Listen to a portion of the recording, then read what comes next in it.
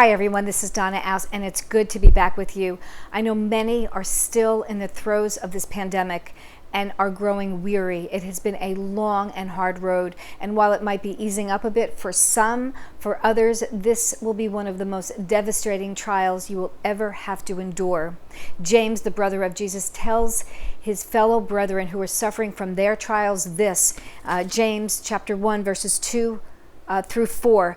Consider it pure joy, my brothers and sisters, whenever you face trials of many kinds, because you know that the testing of your faith produces perseverance. Let perseverance finish its work so that you may be mature and complete, lacking nothing. This warning is just as relevant for us today as it was then. It's clear trials will come, not if, they will come, and they will be many kinds. But he says something strange, that we can count it all joy when we face trials. How is this so? Well, James talks about the testing of our faith. Many believe this testing is more of a refining process. Any silversmith will tell you that silver and gold are refined by placing them in the heat of the fire to burn off the impurities, and until it's smooth and shiny and you can practically see your reflection. And some of us are in the fire right now, and it's hot and it's painful, but trials can be used to bring the impurities of our hearts to the surface.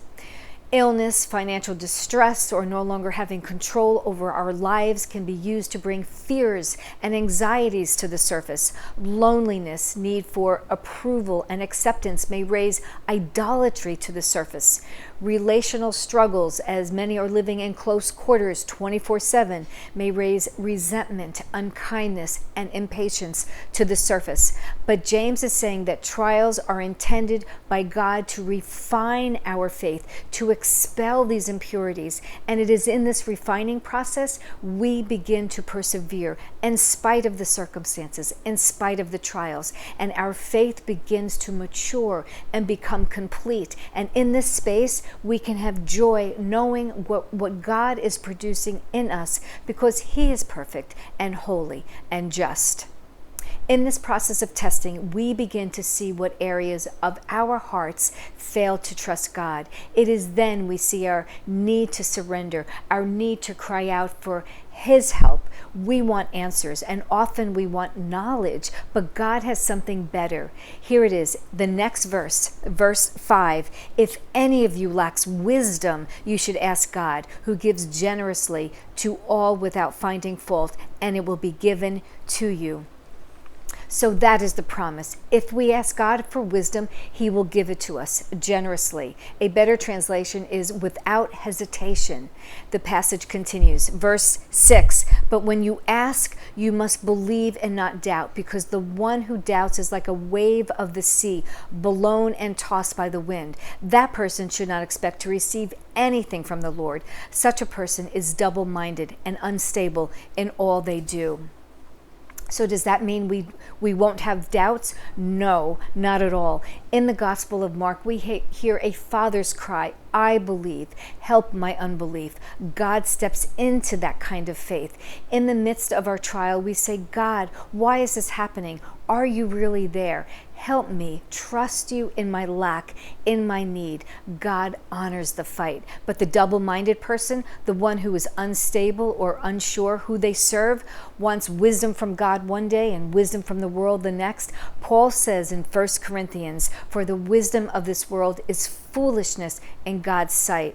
Later in James' same letter distinguishes between worldly wisdom and godly wisdom. James 3:13 through 17. I will just give some highlights. If you have bitter jealousy and selfish ambition in your hearts, this is not the wisdom that comes down from above, but is earthly, unspiritual, demonic. Here we go, verse 17.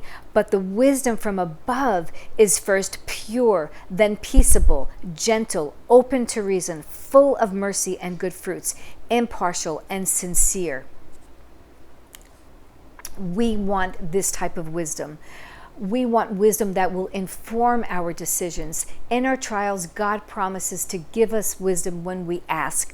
Just like God gave wisdom to Solomon, who asked, we are given wisdom to make hard choices, choices that might be countercultural, choices informed by what we learn in the heat of the fire. So when we pick up that piece of shiny, precious metal, we want to see Christ's reflection instead of our own. Have a great day.